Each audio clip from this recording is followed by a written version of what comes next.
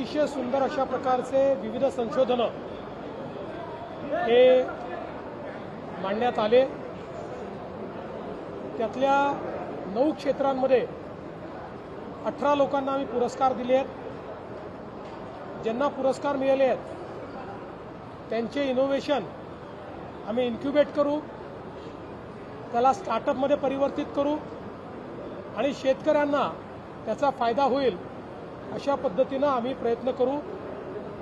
मागील वर्षीच्याही ॲग्री हॅकेथॉनमधील जे विजेते होते त्यापैकी 4 प्रॉडक्ट्स आता मार्केटला आले आहेत, 12 अजून मार्केटमध्ये येण्याच्या तयारीत आहेत। यामध्ये माती परीक्षणापासनं, कीड व्यवस्थापनापासनं, पेरणी तंत्रापासनं, कापणी तंत्रापर्यंत प्रत्येक क्षेत्रामध्ये इनोव्हेशन करण्यात आलेलं आहे।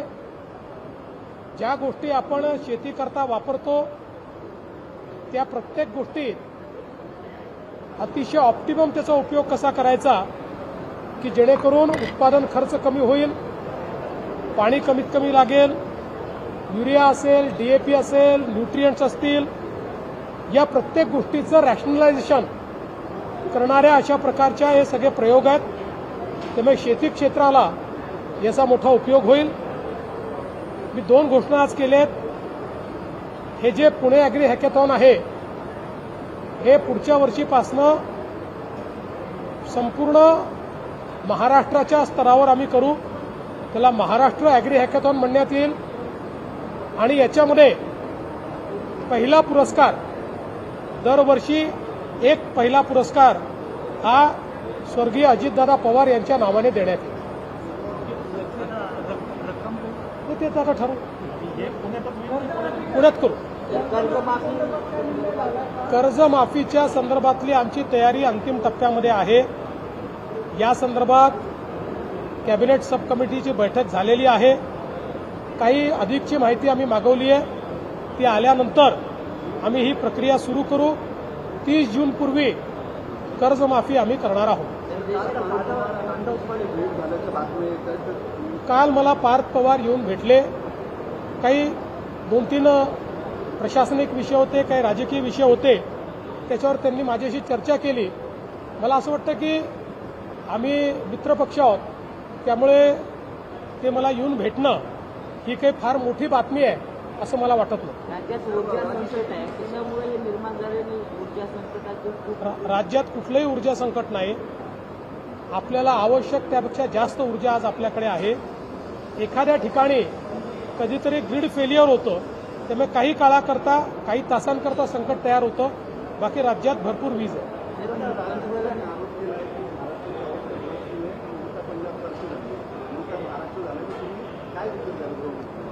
असं आहे की आपल्याला आकडेच या ठिकाणी पाहायला मिळतात।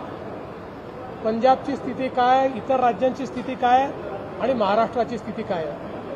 त्यामुळे महाराष्ट्राला अशा पद्धतीनं बदनाम करणं हे राजू शेट्टींना शोभत नाही। अर्थात अंमली पदार्थ हा हे मोठं आव्हान आहे। केवळ महाराष्ट्रासमोर नाही, संपूर्ण देशासमोर आहे। पण देशाचे कणखर गृहमंत्री माननीय अमितभाई शाह यांनी मोदीजींच्या नेतृत्वात संपूर्ण भारतामध्ये ड्रग्सविरुद्ध मोठी लढाई सुरू केली आहे। महाराष्ट्र त्यात अग्रणी आहे। काही काळ हा लढा आपल्याला द्यावा लागेल, पण मला विश्वास आहे की निश्चितपणे आपला विजय त्याच्यात होईल।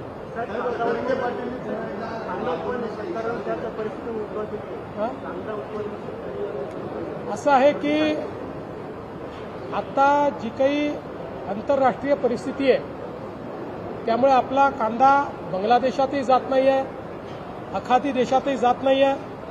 उत्पादन अधिक आहे, त्याला खरीदार कमी आहे आणि म्हणूनच कालपासनं केंद्र सरकारने इंटरव्हेन्शन सुरू केलं आहे। 12.5 रुपयाच्या भावाने केंद्र सरकार कांदा खरेदी करत आहे, ती सुरू झालेली आहे। त्यामुळे काही ना काही दिलासा हा शेतकऱ्यांना निश्चित मिळेल।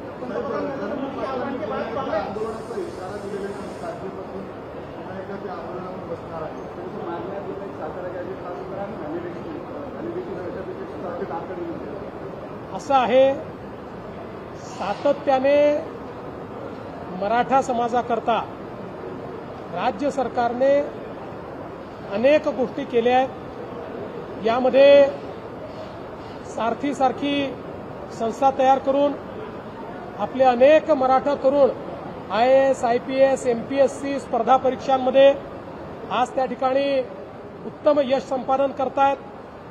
अण्णासाहेब पाटील आर्थिक विकास महामंडळातनं रेकॉर्ड इतके उद्योजक मराठा समाजातले आपण तयार केले आहेत। शिक्षणाचं क्षेत्र असो, सगळ्या स्कॉलरशिप आपल्या चाललेल्या आहेत। ज्यांना हॉस्टेलमध्ये जागा मिळत नाही त्यांच्याकरता निर्वाह भत्त्याची योजना आपण चालवतो, नवीन हॉस्टेल्स तयार करतो। कुठलीही योजना बंद नाहीये। या ठिकाणी प्रमाणपत्र मागितलं आहे आणि खूप प्रमाणपत्र पेंडिंग आहेत अशी परिस्थिती नाही।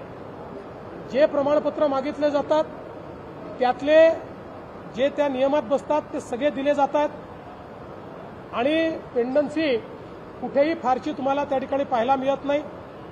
आता याची जी काही व्हॅलिडिटीची प्रोसेस आहे, ही प्रोसेस सर्वोच्च न्यायालयाच्या निर्णयानुसार केली जाते।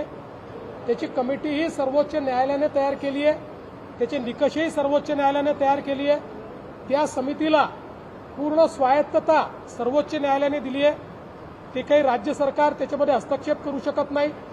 त्यामुळे त्या नियमानुसार कमिटी व्हॅलिडिटी देखील करते आणि सातारा गॅझेटचा जो काही या ठिकाणी संबंध आहे, आपल्याला माहिती आहे हैदराबाद गॅझेट दिल्यानंतर त्याची केस ही आत्ता माननीय उच्च न्यायालयामध्ये चाललेली आहे।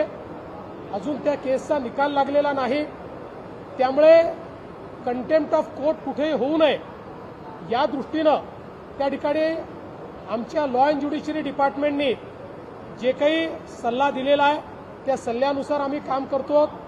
कुठेही मराठा समाजाकरता आम्ही केलेल्या योजना स्लो केल्या नाहीत, बंद केल्या नाहीत, उलट अधिक ताकदीनं आम्ही त्या चालवतो आणि जेवढं मराठा समाजाकरता मुख्यमंत्री म्हणून मी आणि एकनाथराव शिंदेजींनी केलं, मला वाटत नाही की महाराष्ट्राच्या इतिहासात कुठल्याच सरकारमध्ये झालेला आहे। तथापि लोकशाही आहे, प्रत्येकाला मत व्यक्त करण्याचा अधिकार आहे, त्याला तुम्ही थांबवू शकत नाही।